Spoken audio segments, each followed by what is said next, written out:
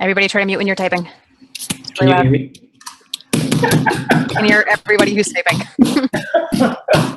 Just getting it out of my system. Stop typing.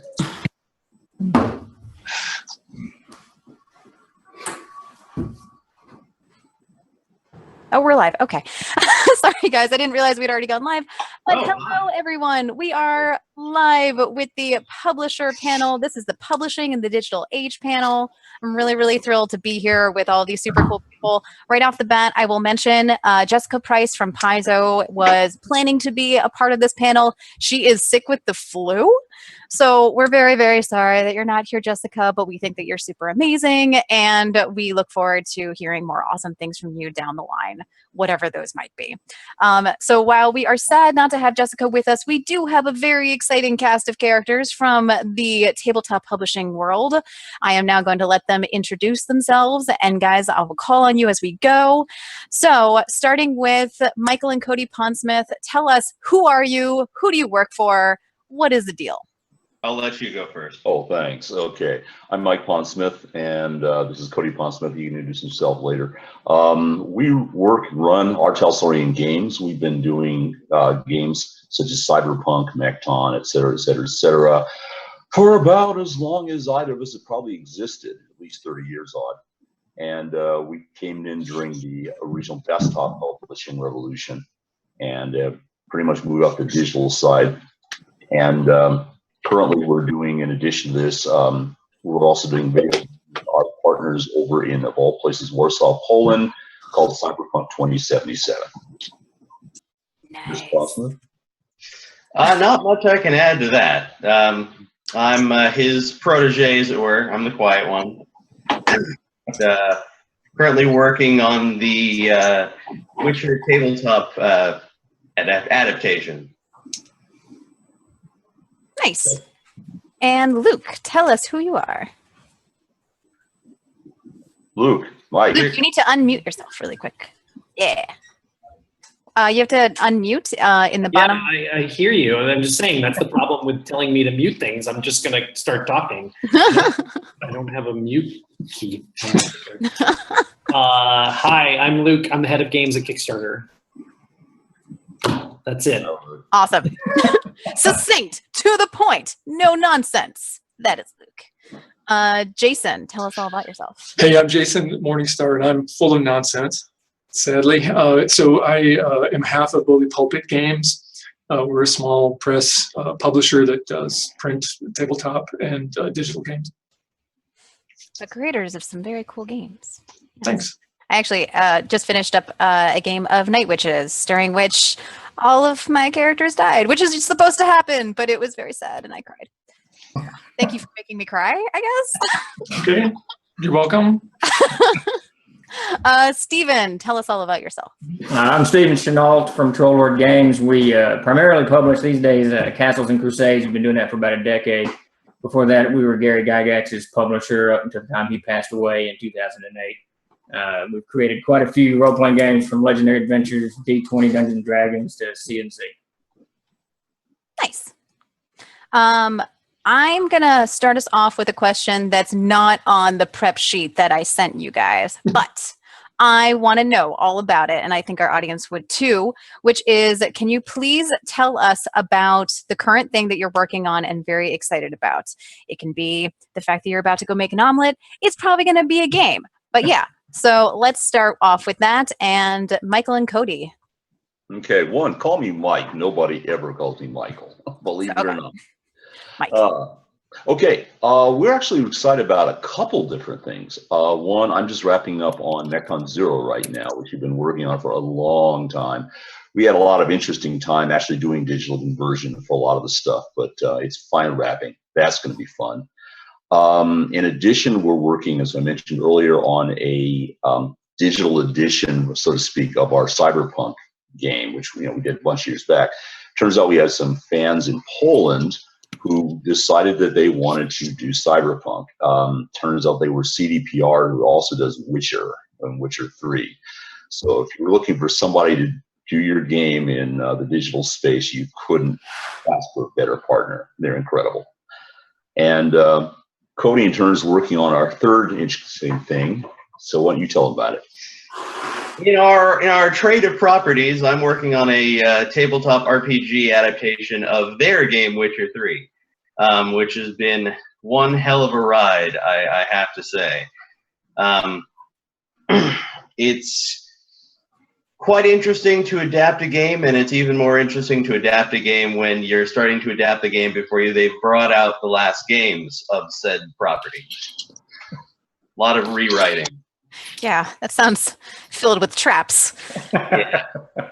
All right. They're pretty cool about it. Well, that's good. I mean, that must be a relief to have cool people to work with it on. Nice. Luke, tell us about what you're excited about. I just sent the files for the Burning Wheel Codex to the press. So Yay! approved all the proofs. So we ran that Kickstarter in January, and I hope to be delivering rewards to all the backers before Gen Con. We also have a bunch of little things that we'll hopefully have ready for Gen Con 2. We're trying to get Adam and Sage to actually do stuff. Good luck with that. It is hard. This might be the hardest thing I've ever done in my life, but we're trying. That's Adam Coble, who is our GM in residence, and with whom I play in the Burning Wheel on Fridays on Roll20 app. So, all right, cool. I know that I've actually been hearing little tiny tidbits about the Codex, and I know a lot of people who are excited for it, so myself included. So that's really, really nice.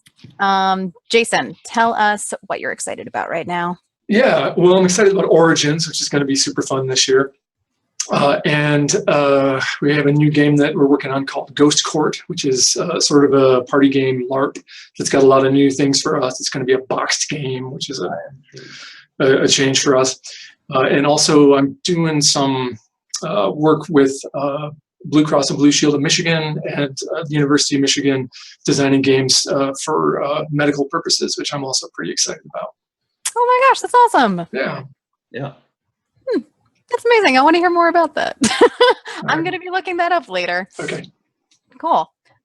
Steve, or Steven, sorry. Steven, either one works. Well, we're working on most right now. We're wrapping up a bunch of smaller projects, reprints, but we're actually doing what's called TOGportal.com, and it's a subscription service where we're slowly migrating everything we've published, whether it's game content for Castles and Crusades, monsters, whatever it is, fiction stuff, all kinds of stuff, random dungeons, anything we've published in the past 16 odd years, we're migrating it to this website where you'll pay a subscription service. It's $5.99 a month, and you get access to all of it. So you can get it on your phone, your tablet, your iPad, computer, wherever you are.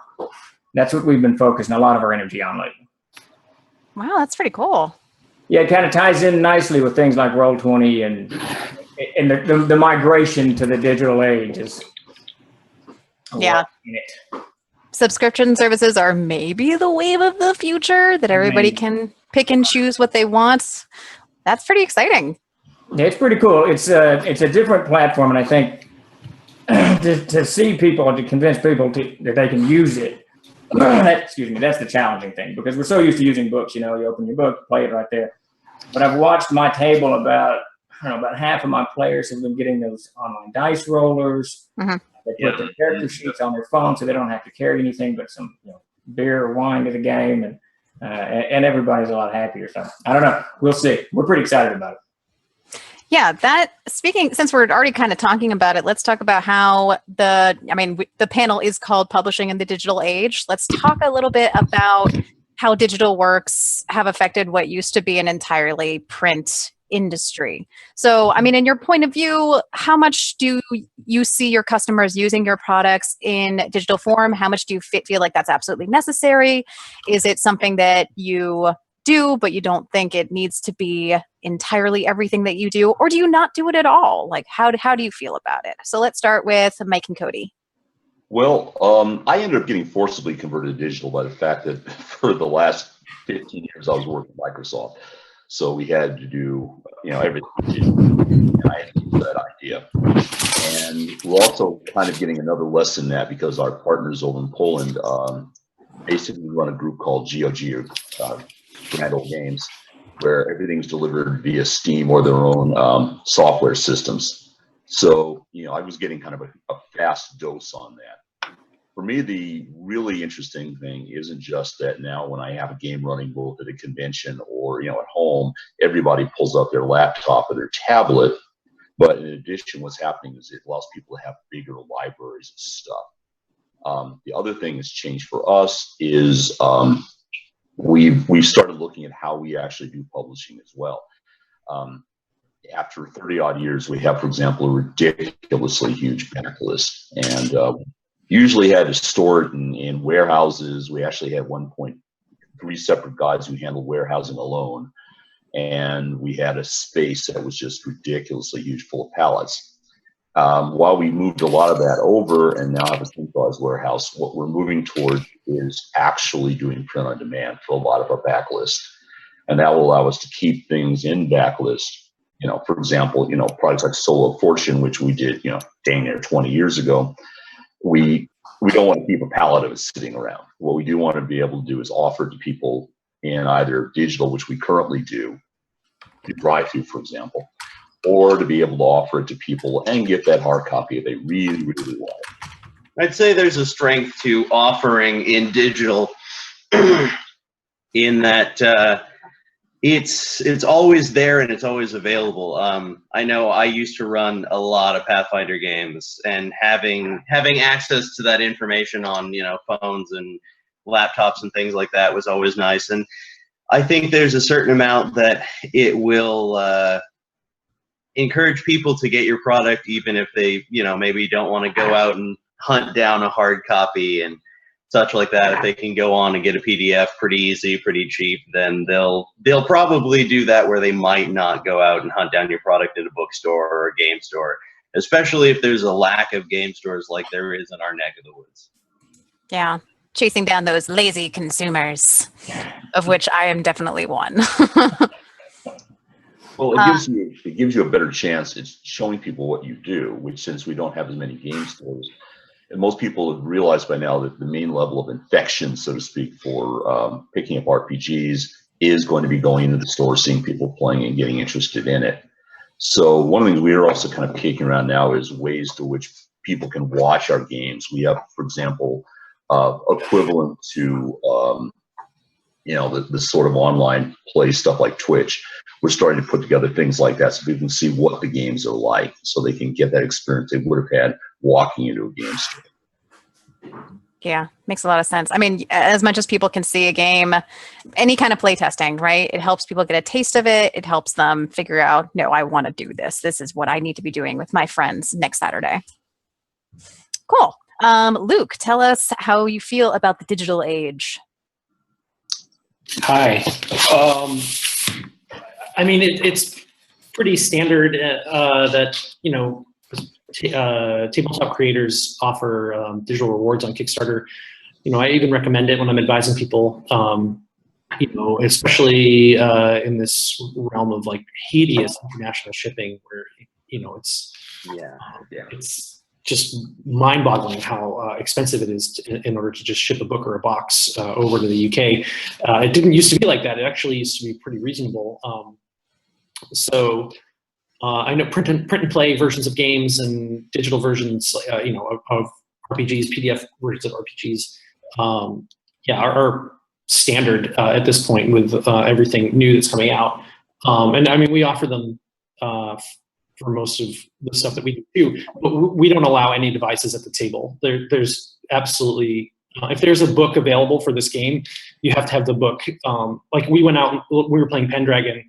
We initially downloaded all the PDFs, but we went and hunted all the books and brought them to the table. I've seen nothing so corrosive and distracting as an iPad at the table. Because sure, you look up that rule and then you're surfing the internet. So I mean, we're very traditional. We're also like, we play differently than most people. We're very intense when we play. We're very focused. So like, I get it that like the way we do it is not the way that it is done out in the world, but that's what we do. I think that gamer still exists and is actually quite at large, though. I mean, people like to get very immersed in their games and not have outside distractions. There are just different, I feel like there are different types of gamers. There are people who maybe if they're newer to it, they want to kind of dip in and then dip out. But I know, I mean, most of the people that I game with usually are those people who they get super into their character. It's kind of like an acting session. You sit down at the table and you are into the game and maybe looking at your phone. There are definitely gaming tables that I go to as a personal player that you can have your phone out, and then there are gaming tables that no, you don't touch your phone. Like it's on the group. Yep. Cool. Jason. Yeah, Luke, I'm with you. We play in 2-hour chunks, so you have to stay focused, and those are huge distractions. I'll approach this from a different point of view because I think other people have said really cogent things from the point of view of publishers, but it also digital really democratizes the design space. So whereas even 10 years ago there was a real challenge to get your game into the hands of other people, that's not so much the case anymore. And I'd argue that's good and bad, but it's definitely a thing. Like if you create some thing that you want to share with the world, there's now an easy way to do that, and that's in some ways really cool, and in some ways it's a pox on humanity, but it's a thing. That's my comment. It is a thing. Whether or not we want it to be, it is now a thing. Stephen. Well, yeah, I think I can't say we're slowly going into digital because we've been doing it for a long time. It's definitely a part of our revenue stream. If you're going to be a publisher today, you absolutely have to publish in the digital format. I mean, to not do so, you're immediately taking yourself out of a huge swath of potential customers, of gamers. I've got 2 young sons. Both of them are huge gamers. They'll role play at the table if you pull the games out. Otherwise, they're playing something else. And the funniest thing I noticed, they kind of brought all this home, was about 6 months ago. I happened to walk by my son's computer, and he was playing Castles and Crusades. He was playing something. I didn't know what it was, and I stopped and looked at him, and he was playing CNC. And I said, "What are you doing?" I said, "I'm playing CNC." And he was on Roll20 playing it. I had no idea he had made an account. I had no idea he was out there playing, and he was just gaming like crazy. But it's I think going into the digital, whether it's PDF, Roll20, Fantasy Grounds, whatever it is, you've really got to explore that avenue because it's so many younger gamers. I've heard so many odd things about gamers, young gamers today, that they don't have attention spans, they don't have blah, blah, blah, they don't read enough, and that's all just wrong. These guys will game, they will game till their eyes bleed, but they're doing it on the computer. That's the way they're doing it. So for a publisher, from my perspective, from TLG's perspective, we absolutely have to push aggressively into that field, whether it's the portal thing I was talking about, Roll20, all of them together, PDFs, whatever it is, you absolutely have to tap into it. Yeah, it'll be interesting to see what the trends that we will be that we begin to see in the new younger age of gamers that are probably pretty used to playing on computers.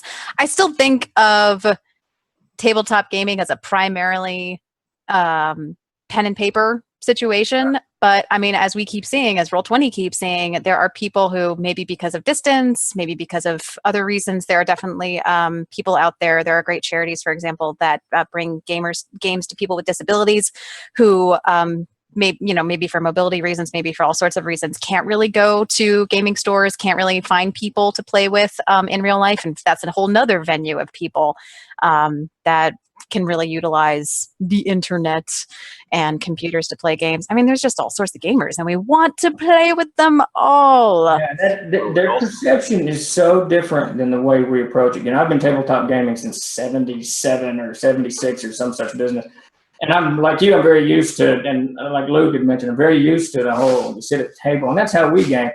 But man, when I look at these people, the way they're gaming now, it is really, it's different. They'll play anything. I mean, they don't care what it is. Yeah, they travel between it really easily. Mm-hmm. Yeah, they do. Yeah, that's pretty cool. So moving on a little bit from this topic, I want to address a couple of things that have been said in chat slightly. I am taking note of a couple questions. If we get to them at the end, we'll address some of those. But let's also talk a little bit about the smaller time indie gamer people who haven't started their own company, who haven't maybe even figured out how to go on Kickstarter yet. Let's say you've made a game.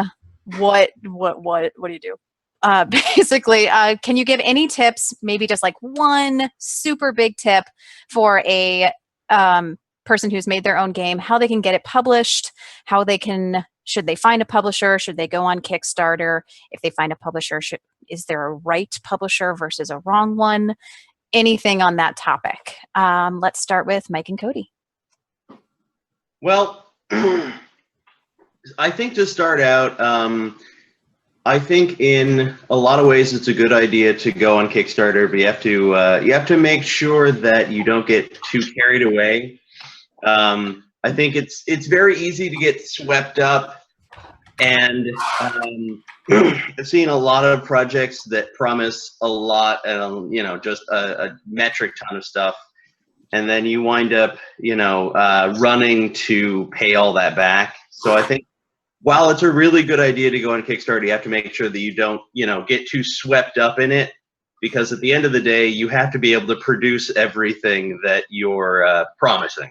Yeah, we discovered that in many ways. The hard way is that although we've been producing stuff for 35 years, we got caught up and realized after a while, my production manager, Dave, came to me after we'd done Kickstarter stuff and said, you do realize that you've just essentially laid out what have been a year for the production in this line. And 3 other lines. And I went, oh my. He said, we added figures. And I said, sorry, Dave. And he looked at me with that sad look he gives me of, you are so stupid. So one of the things I would take away is that this is very much like what things were like back during the original desktop publishing revolution. I know I came along during the period when I was using a $50,000 Compaq graphic machine, thanks to the University of California. And, you know, you couldn't do a game at that point without that level of investment. And then desktop publishing came along and bam, you could do everything 4-color gorgeously within 7 years. And the thing about now is, as you know, we've looked at and discussed already here, is you don't have to publish it physically.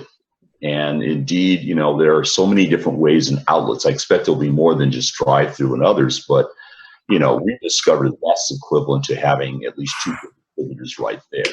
People will go, that's their kind of shopping game store now. That's their go-to place. So look at the new stuff. What you have to do is follow up by making sure they know new stuff is coming along, and you know, being allow them to have that progress. The other thing we're finding right now is we just got a print-on-demand machine. And that's because, like I said, we have such a huge backlog we have to deal with anyway. And what we're discovering is that if you are going to go into the physical, you can theoretically go into it and do the dumb stuff we did, but which, by the way, that's a 24-foot-long machine that weighs about a ton. So it's kind of scary. First time we saw it, was, oh my God, it's bigger than the car. But the upshot is that what you can do is talk to other people who handle things like print on demand and do it as demanded. And that's a beautiful thing now. So you don't have to, you know, necessarily raise $1 million to do your game. What you have to basically have is the time and the space. The tools are there, the digital tools are there, and make a beautiful digital game that never has to have the very, very large and ugly overhead of a physical product. And once you've done that, people get to see your product and they can make orders based on that. And that's when you start looking for a pod producer or somebody like that. I would say, just as a last thought, I think it kind of comes as obvious, but it's good to mention. If you've created a game, if you have a game store or something like that in your area, I would really just suggest you get a game of it going on a regular basis there. You know, just, you may not be able to immediately get out to a lot of people, but if you get out to your local game store, you get a game going, and you have people in it, you'll at least get a little bit of word of mouth before you, start really going into it. Right, and then you can translate that upstream by taking it to local conventions, and eventually up to national. Because the same people at your game store will probably be going to those national and local cons, and they'll be evangelists for your game. Yeah, definitely. I always check out the playtesting section at any physical convention that I go to. There's some amazing new stuff, and it's really cool when sometimes you find a game that you're like, huh, this is a pretty cool game, and maybe 6 months later, maybe a year later, it's a nationally published game, or at least regionally published. Like that can be a very exciting deal. Also, I'll mention that you can always playtest your game on Roll20, and hey, then you can also, it's another way to find an audience. Yeah, I guess in summary, what we'd have to say is you don't have to make the plunge into the deep end of the pool all at once. There are stages, and the first stage is just use the technology to make your game physically. If you've only got one copy run out, take that, run that copy out, make it simple. Then you can start worrying about, printing it and some of the upfront costs. But don't let the initial idea of this enormous overhead make you afraid to go ahead and make your product. Your product can be done at a very, very low level that is commensurate with what you can handle. Definitely. Luke, tell us if you have one tip for people making their own game. Well, I just want to reinforce what Mike's saying. I think through the ramble there's actually a lot of good advice that but even to just walk it back a step further, and I think Jason would agree here, you just got to play your games a lot before you even think about publishing them. You can prototype them, and you should make them. Games, games are this beautiful intersection of kind of design and product and whatnot. So you're like, even at a very early stage, you have to kind of make a thing, but you shouldn't think about money or publishing or any of that. You should really think about playing your game with as many people as possible for as long as possible. And this could take years for the game to really fully form. Or, the game could also rapidly come together in just a few months. But the key to that, the only way you'll know, is if you are out in the world, as Mike suggested, like at your local stores or at shows in your area, and just playing the game with as many people as possible. Yeah. Make the product, and make it as amazing as possible. We all want to play a good game, right? We will play lots of games to help make it good, but ultimately we want to end up playing a great game. Good stuff. Jason. Yeah, your game will be terrible for a long time, and that's okay. Yeah. So the one tip that I would give is to embrace mutualism. Find a community that you like and can support other people who are doing the thing that you want to do without any expectation of reciprocity. Go and just be a champion of other people's work. Learn from that. Learn from the process of playtesting for other people. There's no better way to learn how to make your game better than by helping other people make their games better. And like I said earlier, there's never been a better time to develop these products. All the tools are there. You don't need to go find a publisher. You are the publisher. And if you set your goals appropriately, that is a strategy that's going to work. And I need to pitch right now before we go any further. Game Chef started today, and Game Chef is it's a sort of a competition, but it's a very friendly one where people are encouraged to design a game around certain themes and ingredients. And it is how I got my first game published. It's a tremendously supportive community, and it's running for the next 2 weeks. So if you tuned into this panel because you're excited about game design, go make a game with Game Chef. Okay. Do that thing. That sounds amazing. Yeah, it's fantastic. Everyone go do that thing. Awesome. Thanks, Jason. I'm really glad. I actually didn't know that was happening, so I'm going to go check it out. You've got 2 weeks, Suzanne, to make a game. Oh, God, no. Please don't make me things. Steve. Yeah, just reiterate what everyone said. You're going to have to play test the game and then build a network for it. But really, before you try to publish it or put out there, try to have something that's unique about it, something that's different. There's so many games out there. There's so many fantasy games and whatever games out there. There's tons of them. So try to have something that is different. People can say, oh, look at that. I can do that in this game. And if you can do that, if you can find that formula, then you can definitely build a network for it easier. And once you've built a network, whether it's the game stores, Roll20, or hopefully all of the above, then you can look into doing a Kickstarter project to launch it, or you can go through traditional publishing or POD, whichever direction, or all of the above if you want, that you can. But I think probably having some kind of "this game is different because" approach is a good start. Nice.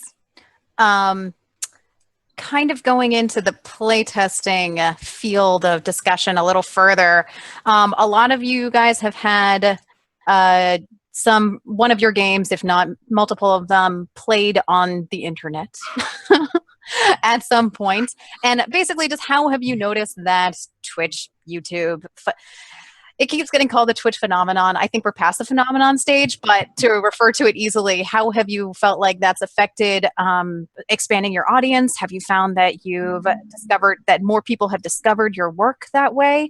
And how, if at all, have you embraced it in telling people about your work, or even using Twitch or YouTube yourself? Mike and Cody.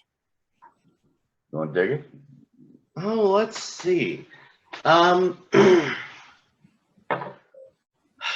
Overall, I think the biggest thing we've realized about our games being played, online, is that there are a lot of really nice sort of small communities based around some of our games, which is really nice to see. Game groups that have made their own websites, or people who will get on forums and role play there, who will put together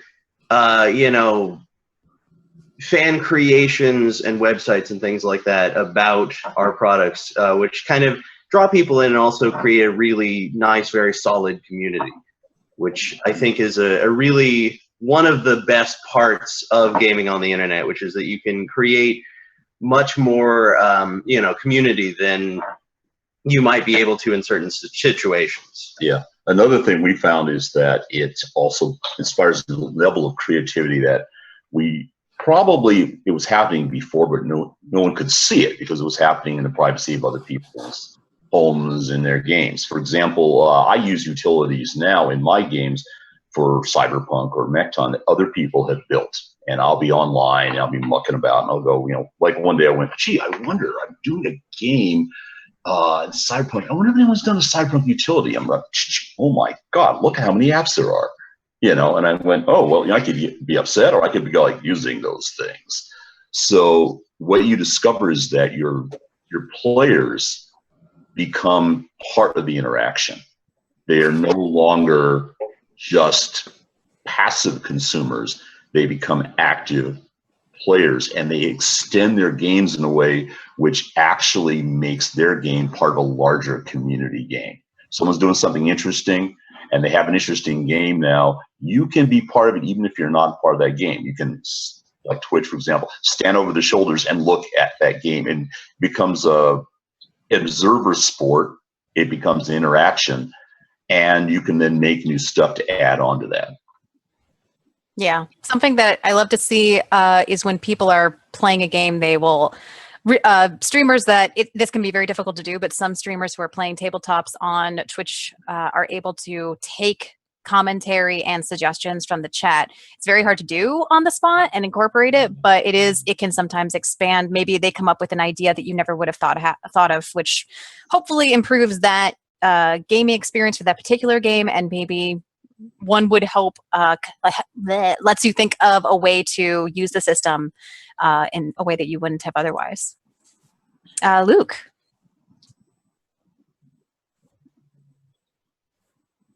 I think he's muted again. Yeah. Luke, I think you're still muted. Yeah, I know. Yeah. I know. Use the mute. It's You just, got it. You're fine. I'm like 40 windows away from that mute button. I know. So, welcome to the internet, Luke. Yeah, well, Adam Coble saved my life. Like, that's the weird narrative of this. Like, I remember when Adam Coble was like, yay tall and didn't have pink hair, and he looked up at me with his shining little eyes, little anime windows in them, and said, Luke, someday I want to be a streamer. And we were like, oh, that's cute, Adam. That's lovely. What does that mean? What even is that? And he did it. He went out and he showed us what this kind of new frontier is, and it's really remarkable. And I really admire him for kind of having a nose for it and for showing us old timers who are like, iPads, what the new way is like. And like Adam, like during that window where like he was freshly we were freshly playing and talking about Burning Wheel, like that tripled our sales for our direct sales.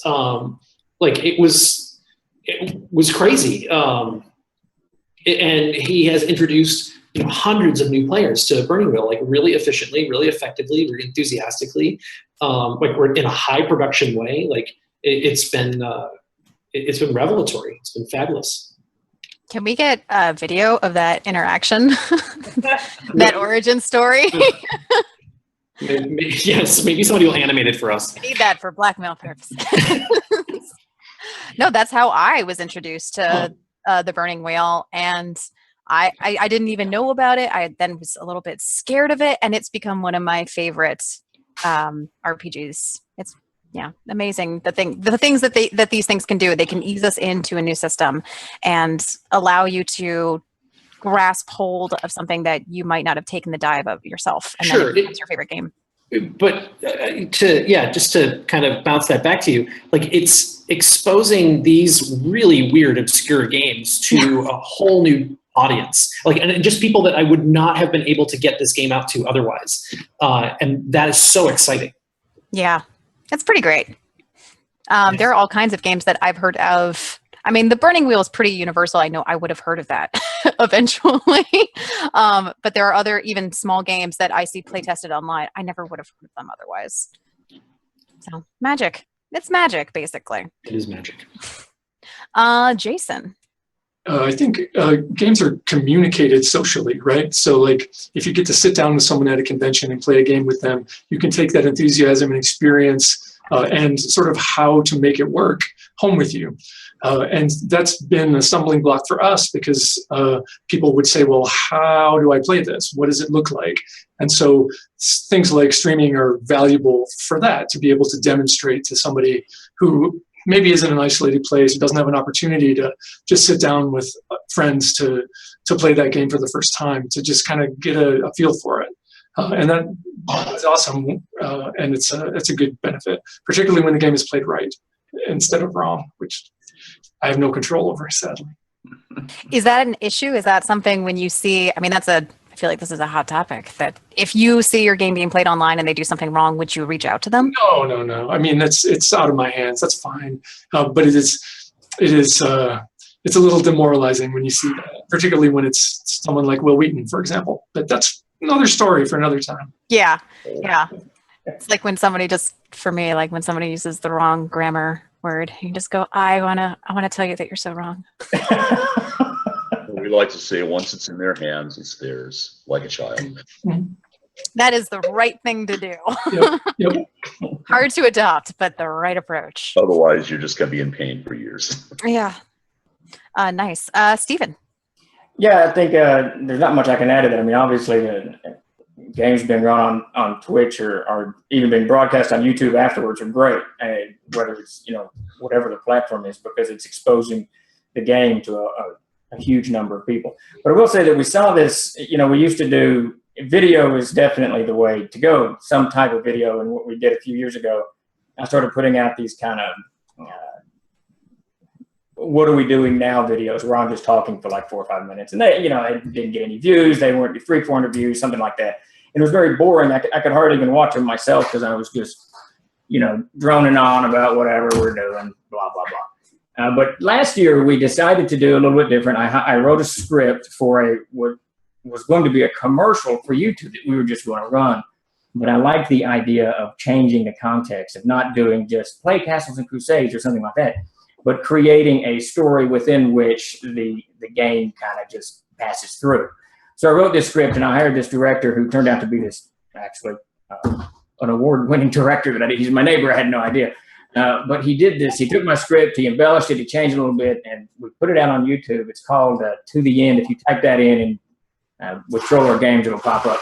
And it's just, what he did is he took the script and he made this amazing story of these people passing through the apocalypse, and they find the game Castles and Crusades on the table. They pick it up, put it in their bags, and keep on moving, that type of thing. So it was just this kind of very subtle deal. And we saw a huge explosion in traffic on our website. We saw sales pop up, and it just immediately kind of brought home that we are definitely in the digital age. That's everyone I want to see digital. I watch YouTube far more than I do anything else, because it's, you're actually seeing something. I think that if anyone out there, whether they're gamers, whatever, can see what they're buying into, you got a leg up already. Yeah, awesome. We are getting close to being out of time, so let's go around the table one more time. Tell everyone who you are, where they can find you on the internet, probably not in real life unless you really want them to, and anything else that you really want this audience to hear, starting with Mike and Cody. Well, I'd say, first of all, to reiterate what everyone else has said, if you want to do games, make your games. Our Telsorian didn't exist until basically somebody told me earlier on, way the heck back, that there were going to be no new gaming companies. And I said, what the heck? I might as well start a gaming company. Since then, there have been White Wolf and Casa and Lord one knows whatever else. So make your game, build your game, get it out there. People will want to see it. I've also heard, particularly from some of the old school guys, that gaming, particularly tabletop, is dead. Not true. Moved, and you're going to have to go to where it is. And when I talk to some people from my old Gamma days and so forth, they're saying no one's out there. I'm going, they're out there. You just have to go onto the sites where they're gaming, and you're going to have to learn the technology. But once you get there, it's a lot of fun. So go build it. We're Cody and Mike Ponsman, and you can find us at either ourtelsoriangames.wordpress.com or telsorianstore.com. We'll update both with new information and products and all kinds of fun stuff. Awesome. Luke. You can find me at burningwheel.com, or you can follow me on Twitter, burning_Luke. I have a mouth and I use it on Twitter. But Mike's right. There are no gatekeepers. If there ever were in our little world, there certainly aren't anymore. As Mike rightly pointed out, the revolution started with desktop publishing, and between that, PDF technology, PayPal, and Kickstarter, you have everything you need to create games and get them out there. And then, as Jason pointed out, it's so easy to connect with communities who are interested in playing games and or looking for new cool games to work with, whether it's at local game stores or at conventions in your area, or through this medium, right? This is the new frontier for connecting with people who are interested in weird, cool games. So yeah, just don't worry about anything but making a game. There's nothing in your way. Weird, cool games for the win. Awesome. Thank you very much, Luke. Jason. So I'm Jason Morningstar. My company's Bully Pulpit Games. You can find us at bullypulpitgames.com. And I just want to give a shout out to Game Chef, which everybody watching this should be participating in, and make a game. 2 weeks. It's going to be great, and you will have a good time and learn a lot. And also Games on Demand at Origins and Gen Con, where you can play weird new games with really excited people and have a really good time. Yes, 2 excellent plugs, one of which I didn't know anything about, and I'm going to check out. And Gen Con I already know and love, and they do amazing things. Stephen. I'm Stephen Chenault with Troll Lord Games. We primarily publish Castles and Crusades. You can find us at www.trolllord.com. I just want to make a quick comment. Someone mentioned in the stream at the right, let's hear Steve rant some more about kids playing their tabletop games online, please.